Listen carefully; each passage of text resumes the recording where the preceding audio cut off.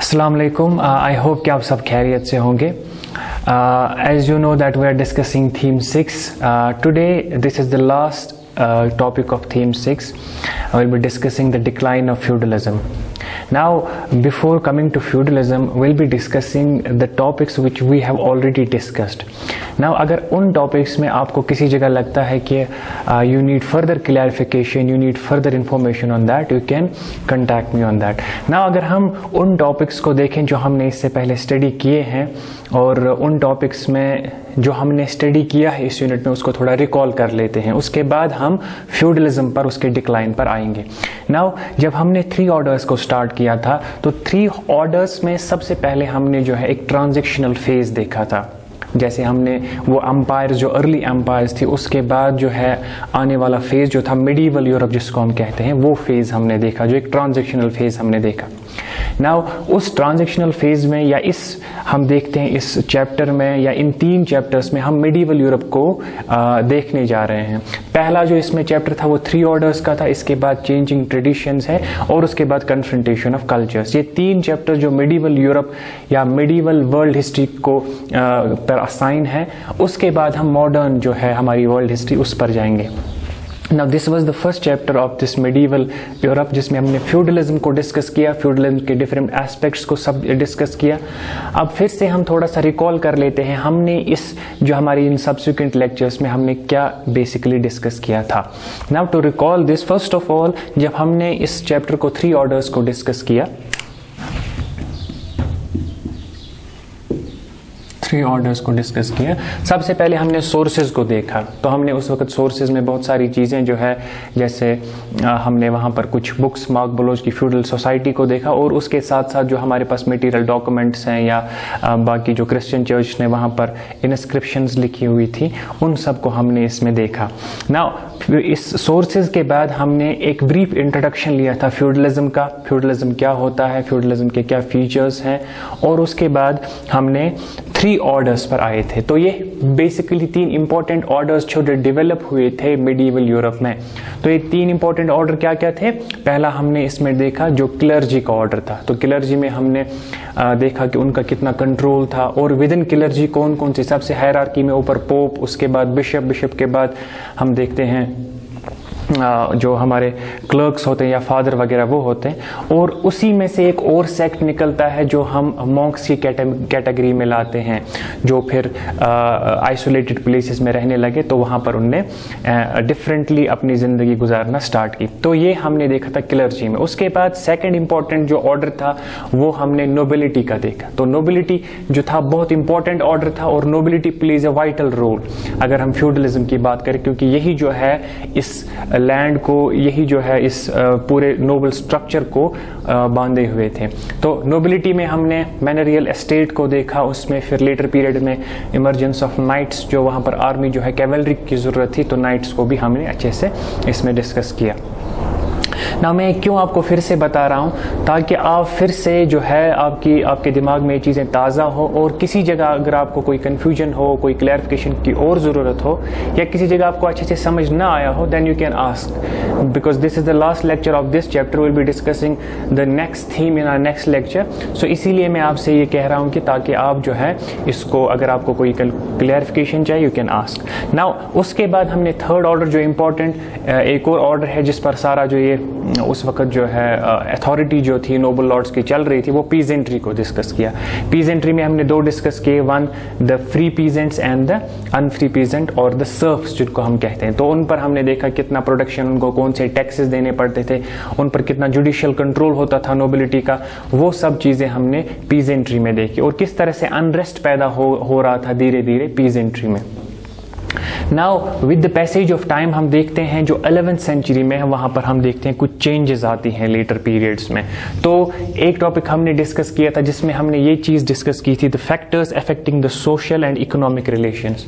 Factors affecting social and economic relations में हमने बहुत सारे फैक्टर्स को देखा था जो वहाँ पर, जैसे इन्वायरमेंट, लैंड यूज़, और या दूसरे जो एग्रीकल्चरल टेक्नोलॉजीज़ हैं, या जो आपस में अनरेस्ट है वो बढ़ रहा है। इन चीज़ों को हमने वहाँ पर ये चीज़ भी देखी कि किस तरह से कौन से रीजंस थे जो यहाँ पर जो है इकोनॉमिक एंड सोशल एस्पेक्ट को इफेक्ट कर रहे थे। नाउ उसके साथ ही जो चेंज आती है वो एग्रीकल्चर टेक्नोलॉजी। तो हमने डिफरेंट एग्रीकल्चर टेक्नोलॉजीज में जो उन्होंने लाया था, heavy iron tip plough share as well as mould boards, और मोल्ड बोर्ड के साथ साथ रोटेशन ऑफ क्रॉप्स उन्होंने अच्छे से सीखा, and wind energy, water energy, और भी जो डिफरेंट तरीके थे, जो न्यू टेक्नोलॉजी थी, उसको यूज़ करके उन्होंने, हम देखते हैं इन्होंने इन चीज़ों में महारत हासिल की। और ये जो है अब इसकी वजह से ये जो न्यू एग्रीकल्चर टेक्नोलॉजी है, this led to the development of the fourth order, and that fourth order was the towns and towns people. तो ये जो है फोर्थ ऑर्डर जो है ये इसकी वजह से डेवलप हुआ, जो ये फिर टाउन्स का बनना, टाउन्स लोग जो है अब माइग्रेट करना स्टार्ट हो रहे हैं दूसरी जगहों पर, ट्रेड का फ्लोरिश हो रहा है। तो इसमें जो है एक बहुत बड़ा कंट्रीब्यूशन है न्यू एग्रीकल्चर टेक्नोलॉजीज का। नाउ इसके बाद हम देखते हैं 11, 12, 13 सेंचुरी में तो ऐसा ठीक रहा, अब एक्सपेंशन हो रहा था ट्रेड का, but in the 14th century we see the crisis happened या इरप्टेड इन द यूरोप, जिनको हम the crisis of 14th century, जो हमने इससे पहले डिस्कस किया, क्राइसिस ऑफ 14th सेंचुरी में कौन से क्राइसिस आए थे वहां पर, जैसे लैंड का एग्जॉस्ट होना, इसी तरह से प्लेग का आना, इन्वायरमेंटल कंडीशंस या डिक्लाइन इन द ट्रेड, ये सब चीज़ें हमने इसमें देखी थी कि किस तरह से हमने 14th सेंचुरी में यूरोप में क्राइसिस स्टार्ट हो गई थी, और उससे ओवरकम भी करते हैं। फिर जो हमारा कल का लेक्चर था उसमें हमने ये चीज़ डिस्कस की, पॉलिटिकल चेंजेस और the rise of nation states. तो हमने नेशन स्टेट्स को डिस्कस किया, फ्रांस, इंग्लैंड, ऑस्ट्रिया, सर्बिया, ये जो डिफरेंट स्टेट्स थी। अब यहाँ पर जो नेशनलिज्म का कॉन्सेप्ट इमर्ज हो रहा है, अपनी टेरिटरी होने का, अपना रूलर होने का, और जो डिक्लाइन है फ्यूडल सिस्टम ऑफ सोसाइटी का डिक्लाइन हो रहा है, और यहाँ पर किंगशिप जो है वो यहाँ पर strong, monarchical form of government strong हो रही है। तो अलग से एक अपनी नेशन स्टेट जो है, अपना एक नेशन अलग से जो लोग डिमांड कर रहे थे या उनका जो लव था अपने नेशन के लिए, वो अब यहाँ पर इमर्ज हो रहा है। तो ये सब चीजें हमने इस यूनिट में डिस्कस की है। Now today this is the last lecture of this unit, the decline of feudalism. तो हम इस सारे चैप्टर में आपको बीच बीच में I was talking about it that within this we are discussing the decline of feudalism. When we discuss the agriculture, new agriculture technology, this was basically one of the reason for the decline of feudalism. इसी तरह से हमने कोई और यहाँ पर एक और ऑर्डर देखा था, जैसे हमने ये थर्ड ऑर्डर में factors affecting social and economic relations. तो this was also the reason for the decline. किस तरह से अब हम इसको अलग से हिस्टोरियन किस तरह से एनालाइज करते हैं फैक्टर्स को, और किस तरह से डिफरेंट हिस्टोरियंस या डिफरेंट स्कॉलर्स जो होते हैं, how they define the decline of feudalism, will be discussing about that. Now this is basically a debate. अब डिबेट में क्या होता है, यहाँ पर हर एक की अपनी व्यू होती है किसी पर्टिकुलर इवेंट पर, किसी पर्टिकुलर शख्सियत पर। जैसे अगर हम देखें डिक्लाइन ऑफ फ्यूडलिज्म से बाहर जाके अगर हम किसी चीज को देखें, जैसे अगर हम डिबेट करते हैं फ्रेंच रेवोल्यूशन पर, तो फ्रेंच रेवोल्यूशन पर डिबेट करने का मतलब होता है क्यों, what were the reasons for the revolution in the French, यहाँ पर कौन से रीजंस थे फॉर द फ्रेंच रेवोल्यूशन। तो यहाँ पर हम देखेंगे there are multiple reasons responsible for it. तो यहाँ पर हिस्टोरियन जो है अपनी अपनी डिफरेंट व्यूज देंगे, और उन व्यूज पर हम देखेंगे हर एक जो व्यू है वो कभी कभी कंफ्लिक्टिंग भी हो सकती है based on their own facts. ऐसे नहीं है कि कोई ऐसे व्यू देगा जिसका फैक्ट से, जिसका ग्राउंड रियलिटी से कोई वास्ता ही न हो, ऐसा नहीं होता। अब इस हिस्ट्री में क्या है, आप भी अपनी व्यू दे सकते हो, आप भी हिस्ट्री में अपना एक पर्सपेक्टिव रख सकते हो with respect to feudalism, with respect to other aspects in history, but that must be grounded in the facts. उसमें जो है फैक्ट्स जरूरी होने चाहिए और जो है वो रियलिस्टिक होना चाहिए। तो यहाँ पर अगर हम इन जो यहाँ पर हिस्टोरियंस ने डिफरेंट थ्योरीज दी है, डिफरेंट अपने इंटरप्रिटेशंस दी है डिक्लाइन ऑफ फ्यूडलिज्म में, ये कभी कभी कंफ्लिक्टिंग भी हो सकती है, कभी कभी एक दूसरे को ओवरलैप या असिस्ट भी कर सकती है। तो दिमाग में ये रखना चाहिए जब हम डिबेट करते हैं, जब हम कोई डिफरेंट डाइवर्स टॉपिक डिस्कस करते हैं, ये सबसे पहले एक स्कॉलर को, एक स्टूडेंट को दिमाग में रखना चाहिए दैट के every theory contains a grain of truth. हर एक थ्योरी में एक ग्रेन ऑफ ट्रुथ होता है, हर एक थ्योरी में कुछ ना कुछ रियलिटी जरूर होती है। अब जो है जिसको अब हिस्ट्री में एक तो होता था, पहले हम हिस्ट्री में मोनोकॉजल अप्रोच अपनाते थे, मोनोकॉजल अप्रोच में क्या होता था, अगर हम देखते हैं डिक्लाइन ऑफ मुगल एम्पायर, तो डिक्लाइन ऑफ मुगल एम्पायर में अगर हम मोनोकॉजल अप्रोच से चले जाएं तो वहां पर कोई हिस्टोरियन कहेगा the only reason responsible for the decline of Mughal empire was the weak successors after Aurangzeb. Aurangzeb के बाद जो वीक सक्सेसर्स आए हैं, this was the reason for the decline of Mughal Empire. But this was not the only reason for the decline. This may be one of the reasons for the decline, but this is not the only reason. The fact is, अब history में हम multi causal approach अपनाते हैं ना। वो मोनोकॉजल approach जो है, इसको अब हिस्टोरियन उस तरह से एक्सेप्ट नहीं करते हैं। हिस्ट्री में it's important that we must accept and we must develop the multi causal approach. Multi causal approach में क्या है, यहाँ पर डिफरेंट व्यूज दी जाएंगी, यहाँ पर हर एक स्कॉलर अपने हिसाब से फैक्ट्स को एनालाइज करेगा। कोई एग्रेरियन क्राइसिस का, कोई मनसबदारी सिस्टम में क्राइसिस बताएगा, कोई औरंगजेब की पॉलिसीज को रेस्पॉन्सिबल बताएगा, कोई और कुछ रीजंस जो है वो रेस्पॉन्सिबल ठहरा सकते हैं। सो यहाँ पर हिस्ट्री में स्कोप हर एक के लिए है अपनी व्यू देने का, based on the fact, based on the study he has made और शी हैज मेड। तो ये सब चीजें जो है हिस्ट्री में इंपॉर्टेंट है। तो जो भी थ्योरी है उसको हम आउटराइट रिजेक्ट नहीं कर सकते ऑन द बेसिस कि हम बस अपनी पर्सनल बिलीफ्स की वजह से कह रहे हैं कि जो मैं ठीक कह रहा हूँ वही सब ठीक होगा। यहाँ पर जो भी थ्योरी है वो बेस्ड ऑन फैक्ट्स होती है, based on their own experiments होती है। तो इस वजह से every theory contains a grain of truth. Now when we discuss about the decline of feudalism in the medieval Europe, there are in a sense different opinions portrayed, या different opinions are given by different scholars and historians regarding the decline of feudalism. Now let's discuss these theories, let's discuss these issues, let's discuss the theories of historians one by one.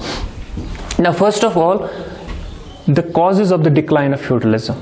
Now first we'll be discussing about the theory given by the Henry Martin. Henry Martin एक scholar है, एक historian है, उनकी क्या view है regarding जो है decline of feudalism. Henry Martin कहते हैं feudalism contained seeds of destruction in itself. Feudalism जो है इसमें जो seeds of destruction थे वो इसी में पायवस्ता थे। फ्यूडलिज्म में ही एक ऐसा स्ट्रक्चर बनाया हुआ था कि it was inevitable that it would last for a long period. ये इनएविटेबल था कि ये जो फ्यूडलिज्म है एक टाइम ऐसा आना ही था कि ये खत्म होगा, बिकॉज इसका एक रीजन है।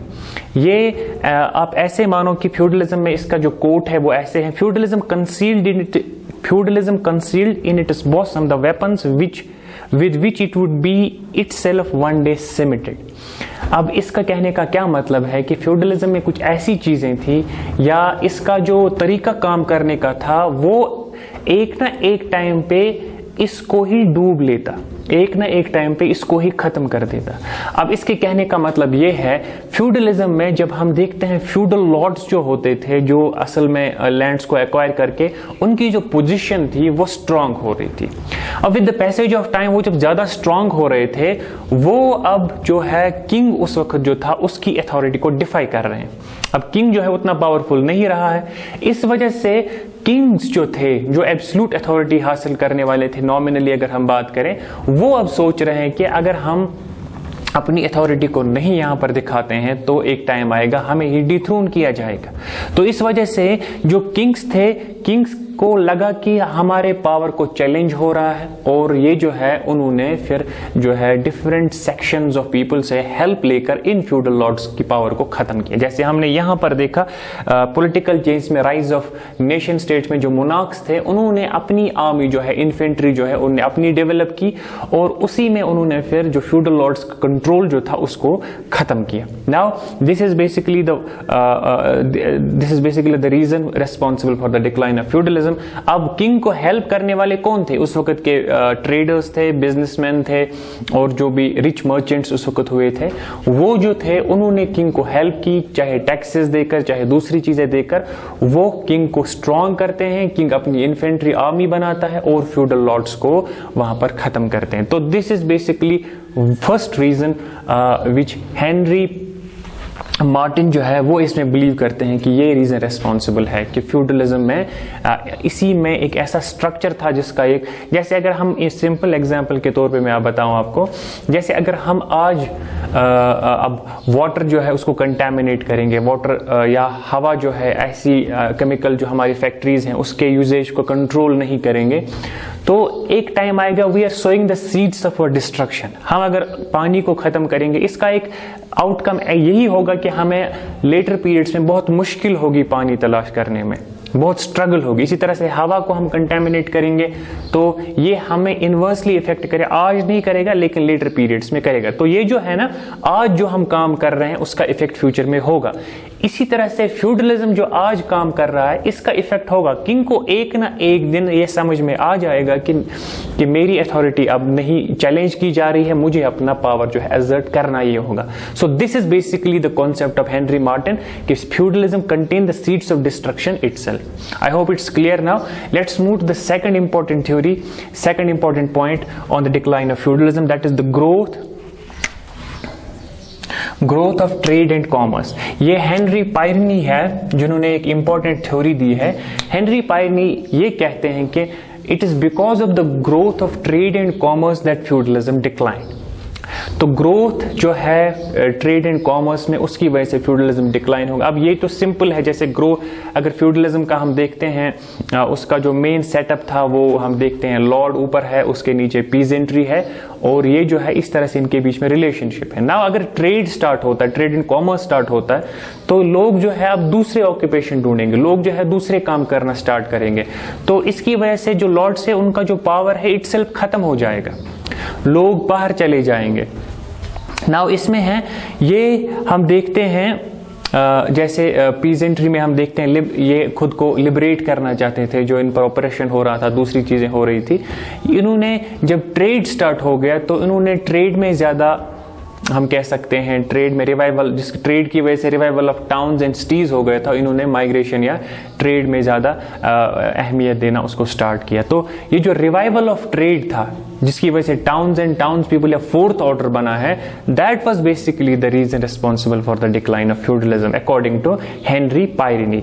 Now this is basically the second important reason, and now will be discussing the third जो यहाँ पर है, migration of peasantry to towns. ये है Maurice Dobb. Maurice Dobb is of the opinion that the migration of peasant to the town is the reason responsible for the decline of feudalism.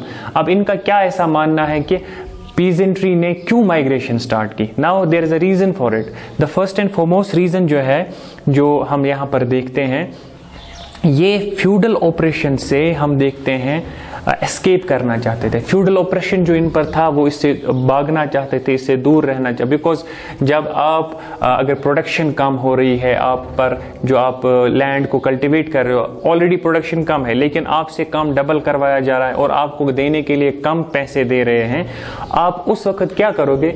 Majority of the population जो थी उन्होंने decide किया कि हम ये करेंगे, हम फील्ड्स को ही छोड़ेंगे, जिसको हम पैसिव रेजिस्टेंस कहते हैं। Now passive resistance is something which is different from the active resistance. Active resistance में आप एक दूसरे के सामने कोई अगर आपको लड़ाई करनी है या दूसरी कोई चीज करनी है तो ये पर्सन टू पर्सन होते हैं, लेकिन पैसिव में आप पैसिवली एक्ट करते हो, जैसे आप भाग जाते हो, अपने लैंड्स पर ज्यादा टाइम लगाते हो या जो है उनके ऑर्डर्स को डिफाई करते हो। इस तरह से पैसिव रेजिस्टेंस जो है वो दिखानी स्टार्ट की, और इसकी वजह से हम देखते हैं कि ये हेनरी पायरनी जो है, ये इनकी जो है मॉरिक डोब जो है, ये हेनरी पायरनी की जो ये growth of trade and commerce जो है, ये कहते हैं कि this is not the only reason responsible, ये भी थोड़ा कंट्रीब्यूट करता है। असल में ऑपरेशन जो है पीजेंट्री पर था, वो उससे भागने के लिए, वो जो है एस्केप फ्यूडल ऑपरेशन, उससे भागने के लिए उन्होंने माइग्रेशन की, और माइग्रेशन करने के बाद दूसरे रीजन जहां पर टाउन्स थे, टाउन्स या उन्होंने दूसरे ऑक्यूपेशंस वहां पर स्टार्ट किए, और यहां पर जो लॉर्ड्स थे जिनको आप जमीन में कुछ करने के लिए नहीं था, this led to the decline of feudalism. So this theory is given by Moric Dobe, जिसको हम कहते हैं ये कि migration of peasantry to towns. ठीक है, ये Moric Dobe की है। Now when we discuss the class struggle between the lords and peasants, this is another theory given by given by Robert Brenner. ठीक है, Robert Brenner is of the opinion that class struggle between the peasants and the lords led to the decline of feudalism. अब एक class struggle क्या है? This is basically the Marxist theory. अगर आपने marks को पढ़ा होगा तो मार्क्स ने अपनी थ्योरी में, जो क्लास स्ट्रगल पर उनकी थ्योरी है, उसमें कहा कि हमने हिस्ट्री में ज्यादातर देखा है दो ही क्लासेस थे। एक जो क्लास था जिसको वो बोर्जुआ कहते हैं, और दूसरी क्लास जो है उसको वो प्रोलेटरेट कहते हैं। अब बोर्जुआ क्लास जो है उसको हैव्स भी कहते हैं और प्रोलेटरेट को हैव नॉट्स भी कहते हैं। इसी तरह से अगर उस मॉडल को हम यहाँ फिट करेंगे, यहाँ पर बोर्जुआज कौन होंगे? जिनके पास लैंड की अथॉरिटी होगी, जिनके पास सारे रिसोर्सेज का पर कंट्रोल होगा, वो कौन होंगे? वो लॉर्ड्स होंगे जो यहाँ पर थे। और जो प्रोलेटेट थे या यहाँ पर जो हैव नॉट्स थे वो कौन थे? वो पीजेंट्री थे, सर्व्स थे। So there is in history there is a continuous struggle between the peasantry, between the lords and the peasants, या between the proletariat and the bourgeois class, जिनके पास रिसोर्सेज हैं और वो उसको इस्तेमाल कर रहे हैं और दूसरों से उन चीजों को अपनी आमदनी को बढ़ा रहे हैं और खुद काम नहीं कर रहे हैं। So there is basically class struggle. ये हमेशा से रही है। अगर हिस्ट्री में हम जहां भी देखते हैं इस according to the Marxist philosophy कि ये क्लास स्ट्रगल हमेशा रही है। जो हैव नॉट्स होते हैं वो अपने जो है उनके जो ऑब्जेक्टिव्स होते हैं, उनका जो मकसद होता है या उनके जो प्रिंसिपल्स होते हैं, उन पर जो लड़ते हैं, वो हमेशा से एक स्ट्रगल रही है हिस्ट्री में। इस वजह से it was basically class struggle. अब क्लास स्ट्रगल में क्या होता है? एक टाइम पे आप वो जो है आप बोर्जुआ क्लास से आप स्ट्रगल कर रहे हो, with the passage of time उसमें आपको कुछ फाइनली हम देखते हैं क्लास स्ट्रगल में फाइनली क्या आपको मार्क्स ये चीज कहता है कि क्लास स्ट्रगल में फिर अल्टीमेट जो होता है वो कन्फ्रंटेशन होती है फाइनली, और जो है इस क्लास सिस्टम को खत्म करना होता है। तो यही क्लास स्ट्रगल की वजह से कि पीजेंट्स को अब ये रियलाइजेशन होनी स्टार्ट हो गई कि now we are doing everything, we are tilling the land, we are raising the resources, we are doing everything, but we are be denied to give access to the food, we are being denied to live a healthy life, we are being denied to live a luxurious life। तो ये सब चीजें हम कर रहे हैं, हम चीजें बना रहे हैं, हम चीजों को यहाँ पर एस्टेब्लिश कर रहे हैं, हम कल्टीवेशन कर रहे हैं, लेकिन हम ही को जो है ऊपर हमारे लॉर्ड्स हैं वो हमें कुछ नहीं दे रहे और वो खुद कुछ नहीं कर रहे हैं, बस रिसोर्सेज को मैनेज कर रहे हैं। तो ये बेसिकली क्लास स्ट्रगल थी between the proletariat and the bourgeois class, between the lords and the peasants. So I hope कि ये पॉइंट भी आपको ये मार्क्सिस्ट फिलोसफी का अंडरस्टैंड हुआ होगा। So far we have discussed 4 points. First, the feudalism contained seeds of destruction. Second, growth of trade and commerce. Third, migration of peasants to towns. Fourth, class struggle between lords and peasants. तो ये जो 4 हैं ये बहुत ही important हम देखते हैं for the decline of feudalism. Feudalism में अगर 4 इंपॉर्टेंट जो थ्योरीज हैं वो ये हम देखते हैं कि इनकी वजह से हम देखते हैं फ्यूडलिज्म का डिक्लाइन हुआ। उसके साथ साथ कुछ और भी थ्योरीज हैं जो हम देखने जा रहे हैं, और भी लोगों का मानना है कि ये चीजें भी रेस्पॉन्सिबल थी on a certain period of time for the decline of feudalism.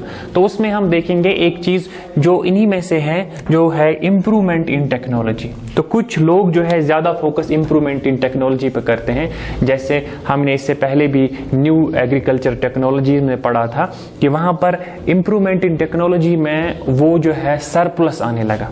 Now improvement in technology में अगर आपके पास सरप्लस आ जाता है, आप इससे पहले एक पर्टिकुलर या स्पेसिफिक लैंड पर जो है आपकी प्रोडक्शन 100 क्विंटल्स होती है, वही उसका जो प्रोडक्शन इंक्रीज होकर 150 हो रहा है या 200 क्विंटल हो रहा है, तो ये जो आपका 100 प्लस आ रहा है दैट इज बेसिकली सरप्लस। आप जो अपना कंजप्शन कर रहे हो उसके बाद आपके पास बच जाता है बहुत ज्यादा, तो उसको आप क्या करते हो? आप इन्वेस्ट करते हो। This led to the this open the gates of trade and commerce also. So this it is because of these agriculture technologies or new techniques which they developed at certain period of time, this led to the decline of feudalism. So इसमें हम देखते हैं improvement in technology में ही stratification of peasant. जब आपके पास पैसे ज्यादा तो रिच पीजेंट्स अलग से बन जाते हैं, वो फिर ट्रेडर्स बन जाते हैं, बैंकर्स बन जाते हैं, या डिफरेंट ऑक्यूपेशन जो लोग हैं वो फिर एक्वायर करने लगते हैं। सो उसके पीछे 2 force according to George Duby is of the opinion that improvement in technology जो है इसकी वजह से हम देखते हैं कौन सा, ये जो यहाँ पर हम ये जो यहाँ पर डिक्लाइन है फ्यूडलिज्म का वो देख रहे हैं. So this is one more theory given by Maurice Dobb. Now एक जो थ्योरीज और हैं इनका अनफॉर्चुनेटली नहीं पता लग सका कि उन्होंने दी है, but we will discuss them कि ये भी एक रीजन रिस्पॉन्सिबल है for the decline.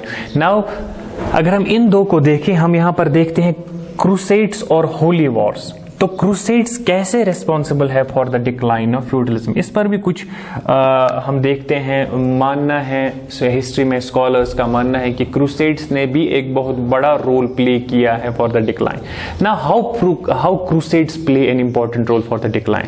Now first of all you must bear this thing in mind that crusades जो थे यहाँ पर इन्होंने ओवरसीज जो है दूसरी जगहों पर, जैसे ये इससे पहले जो यूरोप जो थे ज़्यादा बाहर नहीं निकले थे या उन्होंने बाहर ज़्यादा दुनिया को नहीं देखा था, इस पीरियड में जब ये 9th, 10th, 11th सेंचुरी में ये बाहर जाते हैं और क्रूसेड जो ये बाहर जो रीजन्स थे उस वक्त सीरिया था या वहाँ पर जेरूसलम या उसी साइड में टर्की वगैरह जो था, वहाँ पर जब ये ट्रेड कर रहे, अब ये जो क्रूसेड कर रहे उनको वहाँ पता लगा कि वहाँ की जो टेक्नोलॉजी है, वहाँ के जो डिफरेंट आइटम्स हैं या जो स्पाइसेस हैं या जो डिफरेंट जो वहाँ पर चीज़ें मिलती थी उनको वहाँ पर, वो सब चीज़ें इनको बहुत अट्रैक्ट करने लगी. With in these things they also found the use of gun powder.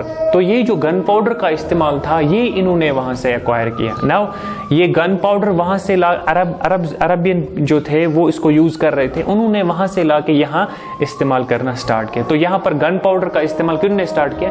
Kings ने स्टार्ट किया. उनके पास जो है अब गन्स रहे हैं, उनको मस्केट्स कहते हैं, और दूसरे इंपॉर्टेंट वेपन सीज आर्टिलरी वगैरह हम देखते हैं वो आनी स्टार्ट हो गई. एंड ये एक किंग के लिए बहुत बड़ा सरमाया था to get these nobles under control. तो उनको अपने कंट्रोल में रखने के लिए जो उनके पास बाहर crusades, I am talking about how crusades way responsible for decline. अब यहाँ से बाहर जो है गन पाउडर का एक्सपोर्ट हो रहा है, तो ये यहाँ पर इंपोर्ट हो रहा है, तो ये यहाँ पर जब आ रहे हैं तो यहाँ पर इसको किंग यूज कर रहे हैं for the suppression, we can say, of the noble. Now this is the first reason, or we can say first outcome of the crusades. Second important outcome of these crusades was with regard to the decline of feudalism was that many of the nobles lost lives in the crusade wars. बहुत सारे nobles जो है इन crusade Wars में उनकी death हो गई. तो ये भी एक दचका लगा है, ये भी एक उनको बहुत ज़्यादा प्रॉब्लम हुई है. इस वजह से फ्यूडल सिस्टम जो है वो ख़त्म हो गया, वो कमज़ोर हो गए इस वजह से, क्रूसेड्स की वजह से. Now the third important point is that crusades itself opened the gates for the trade and commerce. अब इससे पहले ये ज़्यादा बाहर नहीं निकलते थे. अब पोप वगैरह ने तो कॉल दी इनको कि चलो हमें क्रूसेड्स करने, होली वॉर्स, अपने लैंड्स को फ्री अप करना है. तो ये अब उठे हैं सारे, और उठने के बाद ये बाहर चले गए और वहाँ उन्होंने पहले तो वॉर भी देखी, लेकिन at the same time they looked up for the trade connections between the Arab and the Turkey and the Alexandria and other regions. तो उनको वहाँ पर लगा कि पोटेंशियल रीजन है, पोटेंशियल यहाँ पर बेनिफिट हमारे पास है कि अगर हम इनसे ट्रेड कर सके. तो यहाँ पर तीन चीज़ें इनको मिल रही है जो क्रूसेड या होली वॉर से. तीन चीज़ें. पहली चीज़ जो है वो ये हम देख रहे हैं, इनको नई टेक्नोलॉजी आ रही है, गन पाउडर वगैरह. दूसरा इंपॉर्टेंट, फ्यूडल लॉर्ड्स जो है उनने बहुत ज़्यादा जान गंवाई है इन वॉर्स में. तीसरा जो है वो जो हम देखते हैं, open up the trade and commerce because of the crusade. So this is also the reason for the decline of feudalism. Now this is the crusades or holy wars. One more important thing which we are going to discuss at last, that is the Black Death. तो black death मैंने आपको बताया था 1347 में, I think मैंने कल का date आपको बताया था. 1347 में जो यूरोप में एक डिजीज इमर्ज होती है जिसका नाम होता है बुबोनिक प्लेग इन्फेक्शन, तो उसको ब्लैक डेथ भी कहते हैं. वो जो है उसमें हम देखते हैं लोग जो है बहुत ज़्यादा परेशान हुए थे उस टाइम पे, और लोगों में बहुत ज़्यादा डिसकंटेंट पैदा हुआ था. अब ये जो ब्लैक डेथ है, how it is responsible for the decline, ये इस वजह से है क्योंकि यहाँ पर कुछ जगहों पर हम देखते हैं पॉपुलेशन जो थी वो बहुत कम हो गई। अब अकॉर्डिंग टू द एस्टिमेट हम देखते हैं, कल हमने देखा था कि 13th सेंचुरी में 73 मिलियन पॉपुलेशन थी यूरोप की, वो जो है डिक्रीज होकर हम देखते हैं 45 मिलियन रह जाती है 14th सेंचुरी में। तो ये जो आप देख रहे हो बहुत ज्यादा डिक्लाइन हो रहा है पॉपुलेशन में, इसकी वजह से शॉर्टेज ऑफ लेबर होगी। अब फ्यूडल सिस्टम किस पर बेस है उसका? फ्यूडल सिस्टम सिर्फ इस पर बेस है कि अगर आपको लेबर अबंडेंस में है तो आप काम कर सकते हो। When there is a shortage of labour, it itself had a great impact on the feudalism itself. Shortage of labour हो गए, अब जितने लेबर्स थे अब वो बहुत कम हो गए, अब उनकी डिमांड ज्यादा बढ़ेगी। Now they demanded the higher wage rates, तो उन्होंने अब हायर वेज रेट स्टार्ट किए, तो which was not possible for the feudal lords to provide. तो इस तरह से हम देखते हैं this also played an important role for the decline of feudalism. So these were some of the reasons we can say according to different scholars for the decline of feudalism. We'll have this was all about the decline of feudalism. We'll be discussing in our next lecture the theme 7, the confrontation of cultures, the changing traditions जो हमारा next theme है वो होगी। उसके बाद confrontation of cultures जो है वो हमारी थीम जो है 8th होगी। तो ये जो हमने आज देखा, this was the decline of feudalism. If you have any question, any query, any further clarification needed in this lecture as well as all these topics which I have discussed earlier, you can surely ask me. Sorry, एक चीज़ जो हम lecture में भूल गए, अब मैं 12th की क्लास दे रहा था, अब याद आ गया, अब ये फिर से रिकॉर्ड हो रहा है। अब वहाँ पर हमने जो फ्यूडलिज्म डिस्कस किया था, फ्यूडलिज्म में हमने जो डिक्लाइन डिस्कस किया था, डिबेट उस पर, तो वो अगर आप डिटेल में जानना चाहते हैं या उस पर जो हम अब कह सकते हैं कि नोट काइंड ऑफ आपको बनाना हो, तो इसी वीडियो के डिस्क्रिप्शन में एक लिंक है, उस पर आप क्लिक करके वहाँ तक पहुँच सकते हो। तो उस वीडियो के डिस्क्रिप्शन में इसको देखो आप, वहाँ पर आपको एक लिंक मिलेगी, उस पर जाके आपको वो डिटेल में फ्यूडलिज्म पर डिक्लाइन जो है वो आपको मिल सकता है। अब take care of yourself, thank you.